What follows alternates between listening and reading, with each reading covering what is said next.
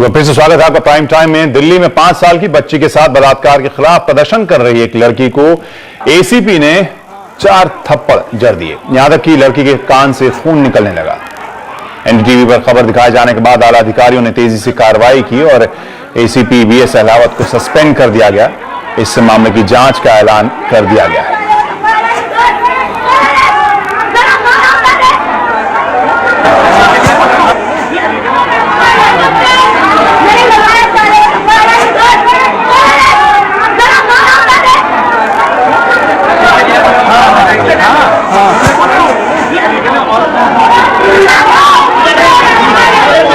और इस मामले पर हमारे सहयोगी आशीष भार्गव ने पीड़ित लड़की से बात की।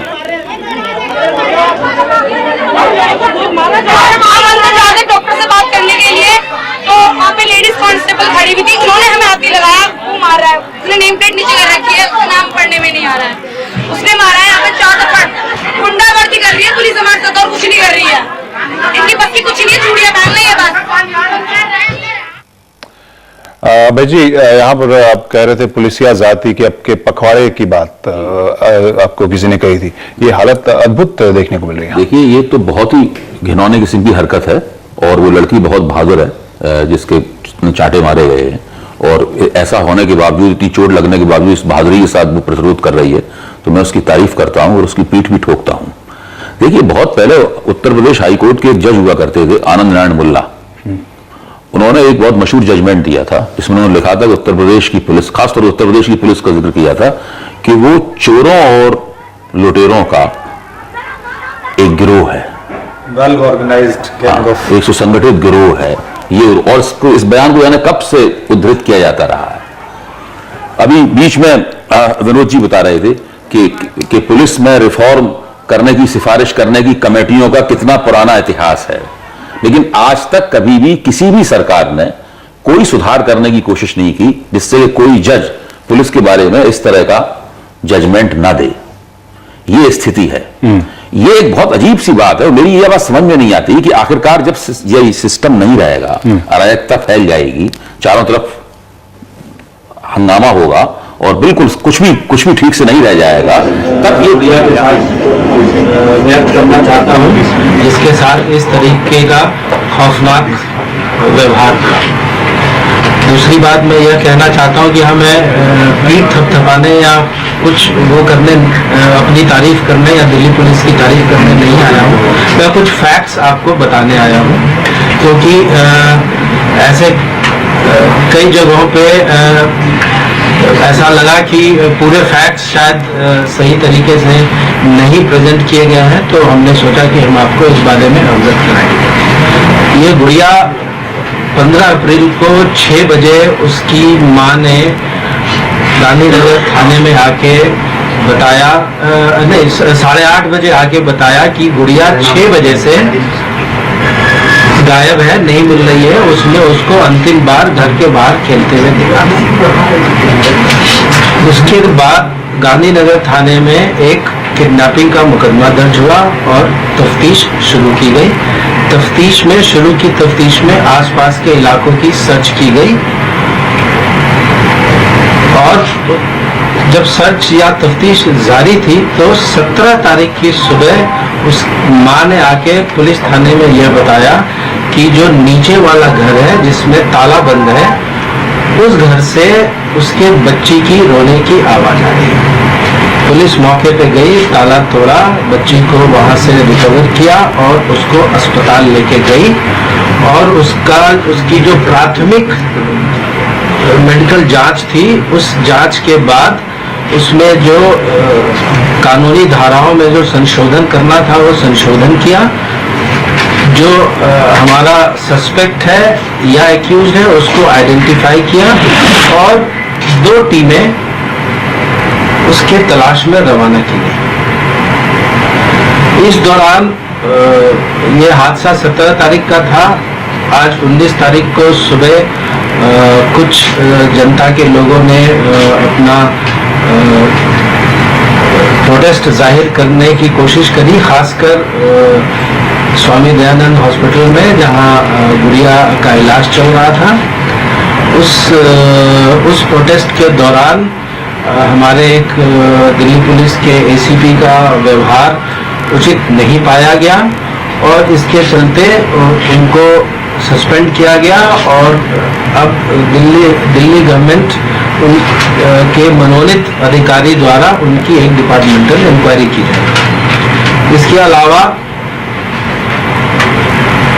जो एसएचओ हैं गांधीनगर के इंस्पेक्टर धर्मपाल सिंह और जो पहले इन्वेस्टिगेटिंग ऑफिसर थे सब इंस्पेक्टर महावीर सिंह, उनको भी पेंडिंग इंक्वायरी सस्पेंड कर दिया गया है, क्योंकि आज कुछ एलिगेशंस आए थे कि पीड़िता के परिवार के साथ पुलिस वालों का व्यवहार यथोचित नहीं था, अप्रोप्रिएट नहीं था, और इन सब चीज़ों को ध्यान में रखते हुए उनको सस्पेंड किया गया है और विजिलेंस ब्रांच इस सारे प्रकरण की इंक्वायरी कर रही है।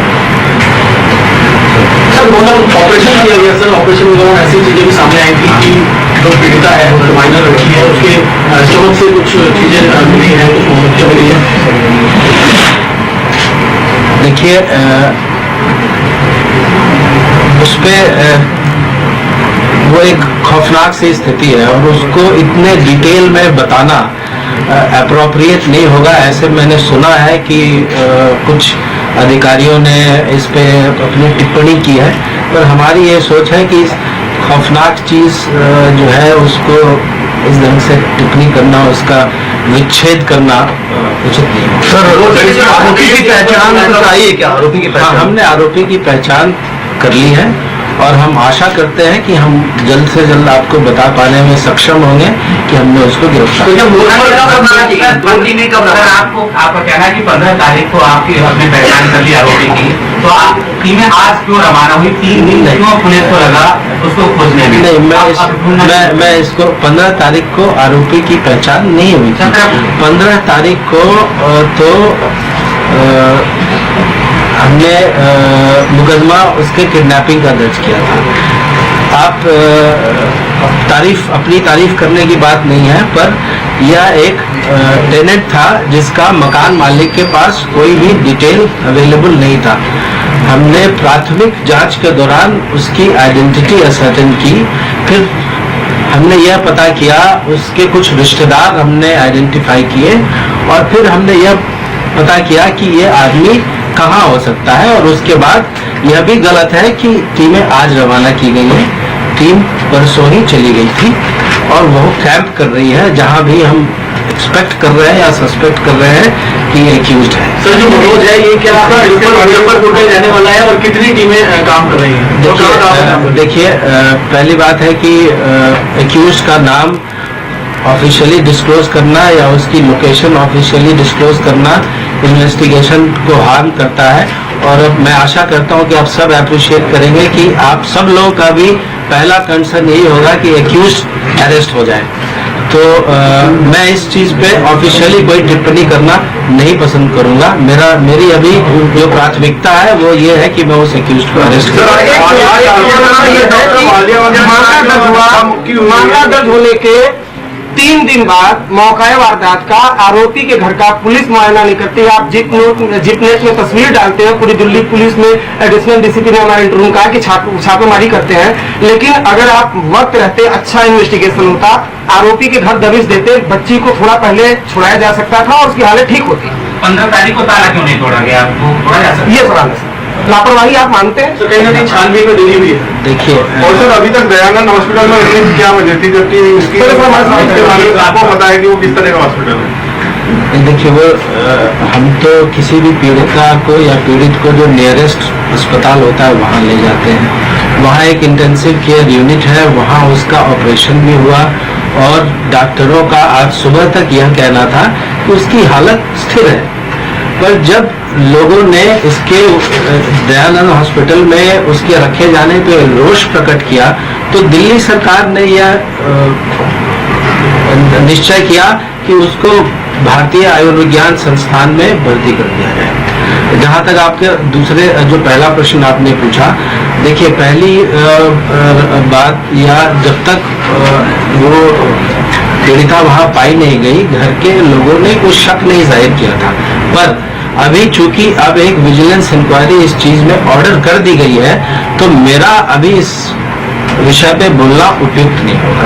लापरवाही का आपका मातहत जो है एसएचओ या जो एसआई होगा जो इन्वेस्टिगेशन कर रहा होगा, वो एक बार घर पे जाकर दखल देता, 3 दिन तक हवाला दे रहे हैं कि आरोपी की तलाश की जा रही है।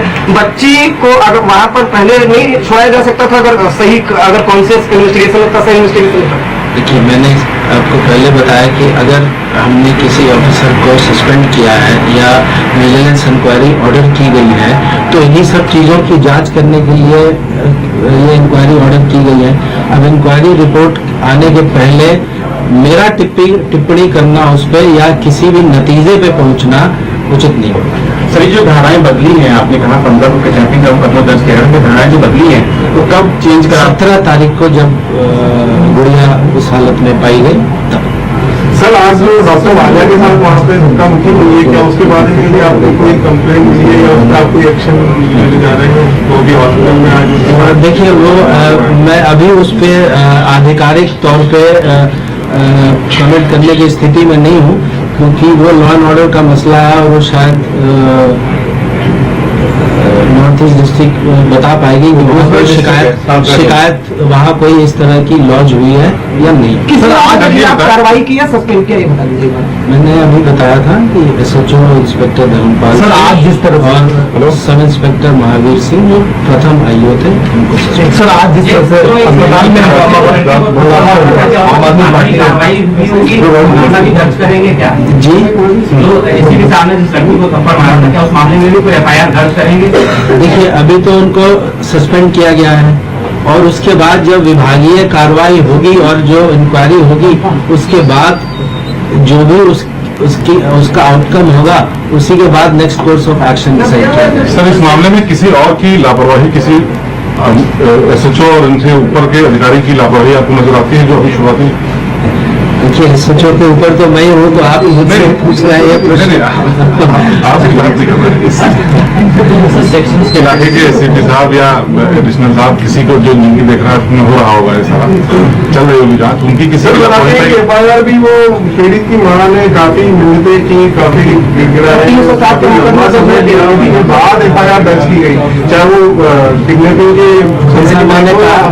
जैसा कि मैंने कहा कि ना मैं अभी कोई चीज जस्टिफाई करने है, मैं फैक्ट्स बताने आया हूँ, पर मैं आपको बताना चाहता हूँ कि जो रिकॉर्ड है या फैक्ट है वो खुद बताते हैं कि 8:30 बजे महिला आई और 10 बजे वो एफआईआर लॉग्ड है हमारे सिस्टम में, और जो सीपा का लॉग होता है वो तो बदलना मुश्किल होता है। अच्छा सर, ये बताया इसमें 2000 रुपए देने की जो बात हुई वो किस अधिकारी को देने की बात हुई, किसके ऊपर आरोप लगाया?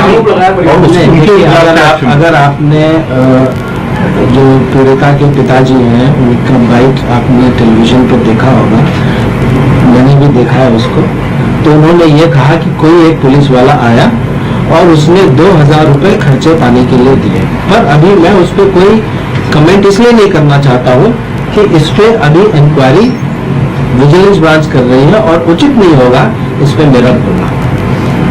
कौन सी लगाई सर? जो बंदी गई हमने क्या 307 लगाया? मैं और आगे बताना चाहता हूँ कि गृह मंत्रालय ने इस ये जो प्रकरण है वो उसको बहुत सीरियसली वो फॉलो अप कर रहे हैं और उन्होंने जो भी आज एक हादसा हुआ उसका एक सीरियस व्यू भी लिया है। और आप कुछ पूछ रहे थे और क्या सेक्शन में मामला दर्ज हुआ है? 363 के मुकदमे किडनैपिंग का मुकदमा होता है, उसके बाद जो धाराएं ऐड की गई हैं वो धाराएं सेक्सुअल असॉल्ट, पोक्सो एक्ट, जान से मारने की कोशिश और इस तरह की धाराएं उसमें जी। क्या गृह मंत्रालय जवाब तलब किया? नहीं, गृह मंत्रालय कंसर्न है इस तरह की घटना क्यों हुई और आज इस घटना ने इस तरह का रूप क्यों ले लिया, और गृह मंत्रालय ने हमसे जो हमारी इन्वेस्टिगेशन हुई उसकी उन्होंने समीक्षा की। सर जब पीएम ने कुछ पुलिस वाले नाम बोले जिन पे लापरवाही का आरोप है, देखिए ये मेरे एजी के थ्रू मेरे नॉलेज में नहीं है, तो इसलिए मैं कुछ नहीं। महावीर को क्यों सस्पेंड किया? क्योंकि वो फर्स्ट आईओ थे ना, 363 के जो आईओ थे वो सब इंस्पेक्टर महावीर सिंह थे।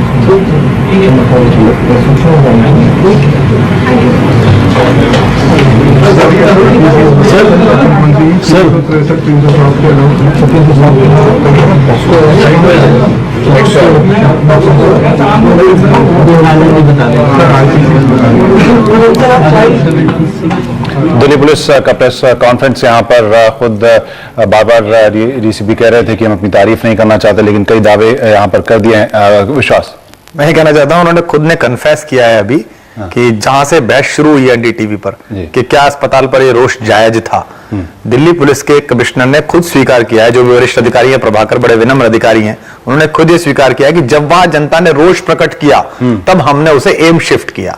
उन्होंने सबके सामने स्वीकार किया है, यानी कि जनतांत्रिक तरीके से आपका जो विरोध था उसका ये 18 तारीख से 17 की शाम को संज्ञान में गया था। 18 तारीख से हम लोग लगातार वहां थे और हम बने रहे, और इस बात को मैं बहुत अच्छा जायज स्वीकार करता हूं। वहां जितना भी शोर शराबा था वो ऐसा नहीं था कि उससे, जैसा विनोद जी कह रहे हैं, क्योंकि बहुत बड़ी हानि हो गई, देश की जितनी हानि हो रही है उसमें इतना शोर जायज है। ये खामोश मिजाजी हमें जीने नहीं देगी। इस दौर में जीना है तो कोहराम मचा दो, और इस राजनीति में कोहराम मचना चाहिए। इस राजनीति में कोहराम मचना चाहिए, फिलहाल कुमार विश्वास ये कह रहे हैं। और जो जिस तरह के विरोध प्रदर्शन को आज हमने अस्पताल में देखा है, उससे भी कहीं ना कहीं वो जायज ठहरा रहे हैं। और फिलहाल वक्त हो गया खत्म आज के बहस में। आप सभी मेहमानों का शुक्रिया इस चर्चा में शामिल होने के लिए, और आप सभी दर्शकों का भी शुक्रिया इसे देखने के लिए।